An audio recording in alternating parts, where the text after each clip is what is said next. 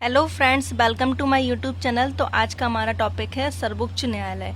भारत की न्यायिक व्यवस्था एक हरी और एकीकृत है, जिसकी सर्वोच्च शिखर पर कौन है? भारत का उच्चतम न्यायालय है। ठीक है। और न्यायपालिका की ये एकल प्रणाली किससे ली गई? मतलब सर्वोच्च न्यायालय का जो प्रावधान है किससे लिया गया है? भारत सरकार अधिनियम 1935 से लिया गया है। ठीक है फ्रेंड्स।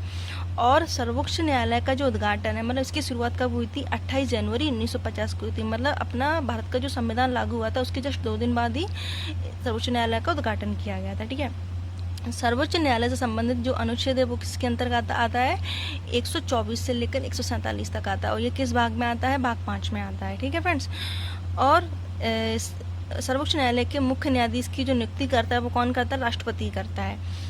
ठीक है। अब कोई पूछे आपसे कि यदि ऐसा कौन सा न्यायाधीश है, मुख्य न्यायाधीश है, जो सबसे अधिक समय पर रहा था, सबसे अधिक समय तक मुख्य न्यायाधीश के पद पर रहा था, वो उनका नाम क्या है? यशवंत विष्णु चंद्रचूड़ है। क्या है? यशवंत विष्णु चंद्रचूड़। और सबसे कम समय पर रहने वाले मुख्य न्यायाधीश का नाम क्या है? कमल नारायण सिंह। ठीक है फ्रेंड्स। ये कमल नारायण सिंह सिर्फ 17 दिन ही मुख्य न्यायाधीश के पद पर रहे थे। अब देखिए फ्रेंड्स, न्यायाधीशों की सेवानिवृत्ति की आयु कितनी है? 65 ईयर्स। मतलब रिटायरमेंट की आयु उनकी कितनी? 65 ईयर्स है। और इनको जो वेतन दिया जाता है, इनको जो सैलरी दी जाती है, वो किसके द्वारा दी जाती है फ्रेंड्स? संसद के द्वारा दी जाती है। ठीक है। और उच्चतम न्यायालय को नागरिकों के मौलिक अधिकारों का रक्षक बोला जाता है। मतलब अगर आपके कोई मौलिक अधिकार का खनन करता है तो ये उस पर फर्दर कार्रवाई करता है। कौन? उच्चतम न्यायालय। ठीक है। अब देखिए, उच्चतम न्यायालय को अभिलेख न्यायालय का स्थान प्राप्त है। ये किस अनुच्छेद में लिखा गया है? अनुच्छेद 129 में। अब ये अभिलेख न्यायालय का मतलब क्या है? अभिलेख न्यायालय का मतलब ये है कि इस न्यायालय के जो निर्णय है वो साक्षी के रूप में स्वीकार किए जाएंगे और इसकी प्रामाणिकता के विषय में कोई भी क्वेश्चन नहीं किया जाएगा। इसका मतलब हुआ अभिलेख न्यायालय। ठीक है फ्रेंड्स।